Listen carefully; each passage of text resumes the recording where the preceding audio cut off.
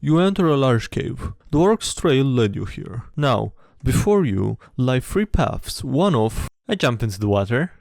You can't keep jumping in the water. There is no water here. Are there any clams? Stop asking that. I cast Detect Clam. That's not a spell. Hey, what's up everybody, I'm SkyDieRay and welcome to another DnDGreentext, episode 72. Yeah, without any further ado, enjoy. Homebrew horror stories? I'll start. BDMing Storm King's Thunder in 5th edition. Player asks if he can use a homebrew. Look it over. It's Planeshift, Equestria. My Little Pony. Tell him no. Rest of the party gets salty. Begrudgingly allow him to play a Unicorn Artificer. Commence the power gaming. He casts Enlarge, Reduce on himself and lets the Sorkadin ride him. Sorkadin takes Variant Human for the Mounted Combatant feat. Somehow managed to wreck every single encounter because the Artificer took a bunch of healing spells. Zip over here and kill someone, zip over there and kill someone. Start thinking they can take anything. Start picking useless fights. Get killed because duh. Refuse to let him roll up another MLP character. Entire party quits. My face when? Wizard who got tired of fighting and casts up unethical spells like Super Brain Hemorrhage to end them faster. One time I did summon water inside the guy's lungs and the GM allowed it because he had been playing for years and never seen anyone do that. Me. I can raise the temperature of a space by 5 degrees per success. DM. Okay. And that's 6 successes, so 30 degrees. Okay. And inside the human body is a space, right? I don't like where this is going. So I'm going to raise the temperature inside his body 30 degrees. DM. Yeah, so he's dead now. He was fine and then went through all the stages of heatstroke in half a second before his body went, no thank you, and just shut off to stop it from being so hot. Good job. I am still convinced that Command Skeleton can be cast on the living. Oh god, that's so f***ed up. What the f***? That's f***ed up. Besides the fact that it would be really broken, I'm 100% convinced that Command Skeleton should be able to be cast on a living person. 100% agree with that. Holy sh**. Actually, let me know in the comments if you agree with that or not. Curious what's your opinion on this, what's your take on this thing. That phase when your players actually engage with your story content.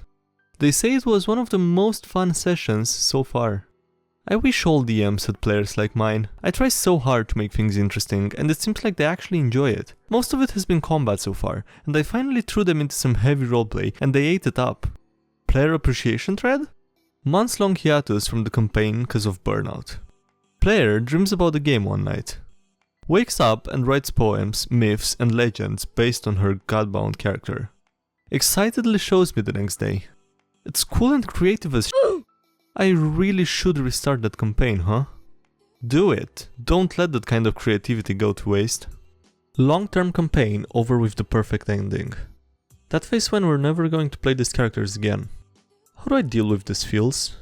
It's better for a character to end gracefully than to turn into what The Simpsons ended up as. Make new characters, start another campaign. Wow, that was hard OP. Or are you planning to tell us that despite posting on TG, you just finished your first campaign ever and thus don't understand yet how disposable everything is? A long-term campaign that has an ending appropriate to it is something rare. How I nearly and accidentally convinced my party to TPK themselves. I'm a human artificer with human ranger, 2 barbarian Goliaths and a wizard. Being cages in cave. Orc guarding us is rude, walks away. Break out of cages via strength checks by the 2 barbarians. I offer to melt the bars with create bonfire. Everyone jokes it would have been a bad idea. Walk them out of cave, encounter polite orcs, 1 barbarian sparse orc. Orc then says goodbye and magically teleports away. Exit cave. See that we are on a floating island. Can't see anything below us. RP for a bit. I then come up with a plan. I ask the DM about the type of clouds and such that we see. I come off with the number of 5,000 to 6,000 feet up. Wizard and I have Featherfall, but if we use all our spell slots, we can only glide 2,400 feet. Wizard mentions there might be an ocean under us in RP. Ranger says it's an empty void. Click goes my brain. My chaotic neutral artificer has a job on his hands. Here's my plan. Make boats and rafts by cutting trees with our weapons and rope. I have tinker's tools, better than nothing. 2 barbarians can at least carry a boat each, ranger 2. We hunt all but one member of a species of animal on the island, in example dogs or goats. Level up ranger to 5 by sparring each other and hunting, so he learns locate plant or animal. Throw goat off island. Ranger will cast locate plant or animal and one of 2 things happens. Goat hits something before falling 5 miles, ocean, land, etc. We jump and feather fall.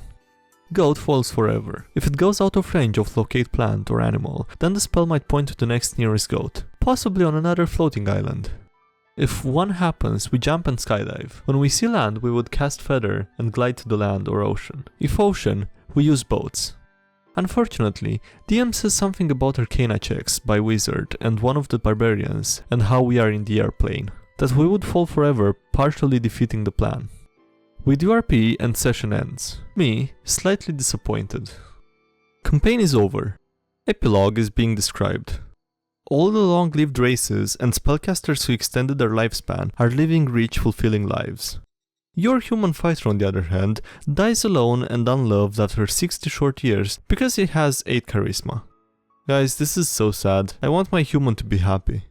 That armor doesn't seem very historically accurate. You see a guy complaining and being sad about his character, and that's how you decide to respond? What grand evil schemes can an intelligent flesh golem / homunculus have beyond trying to assemble a wife? Get a new, bigger body. See Hellboy story, Almost Colossus. Be a character in a failed Hugh Jackman movie, Van Helsing.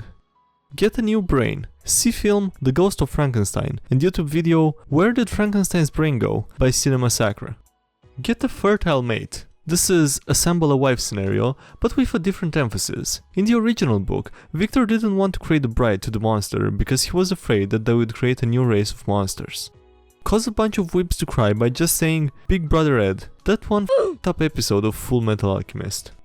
Become a real human, old, with a soul and other stuff. Fighting a party of teenage turtle monks, Bebop and Rocksteady from TNMT. Make the creator suffer. The revenge plot from the original Frankenstein.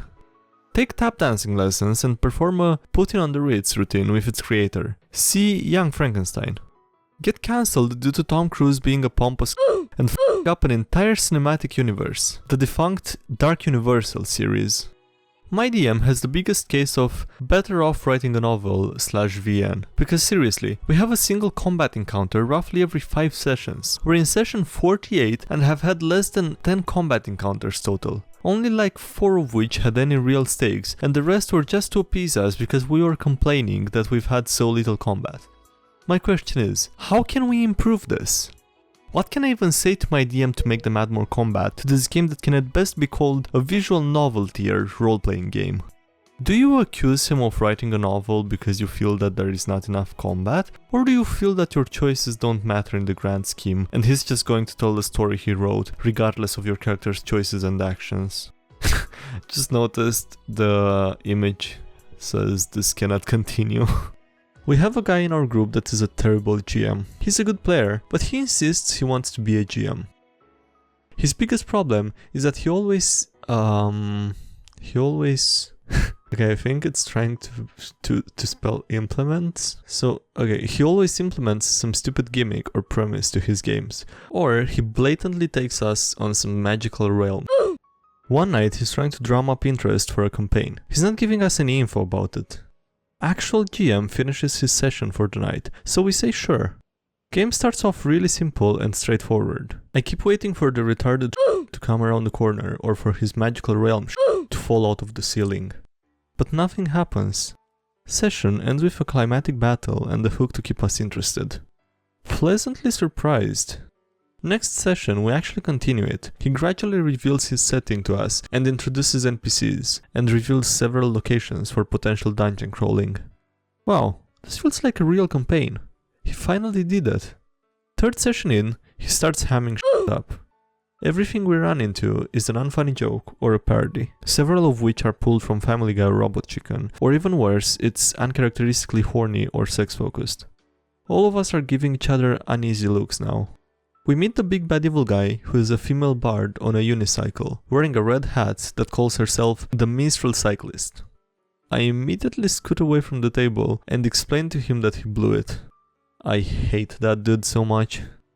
Alright, that was it for this video. Thank you guys for watching, I hope you enjoyed it. Don't forget to leave a like if you did and subscribe for more. Let me know what you thought in the comments below. Thank you to everyone supporting the channel on Patreon and on YouTube. There's a link below if you want to check out the Patreon. You can get early access to videos and it also helps me, so that's cool if you want. And yeah, links below to the Discord and the subreddit as well. And that's it. Thanks again for watching and I'll see you next time. Have a great day. Bye.